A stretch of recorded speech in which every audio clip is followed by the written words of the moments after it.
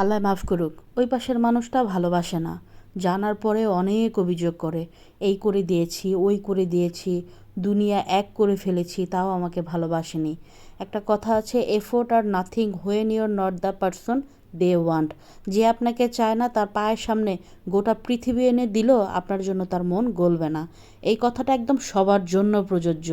যার জন্য দুনিয়া এনে দিতে প্রস্তুত থাকবেন, আগে জেনে নেবেন সে আপনাকে চায় কি না, আপনার দুনিয়ায় সে সুখে থাকবে কি না। না থাকলে সরে যান, কষ্ট লাগলেও সরে যান। এটা যত তাড়াতাড়ি আপনি বুঝতে পারবেন তত তাড়াতাড়ি আপনার জন্য ভালো।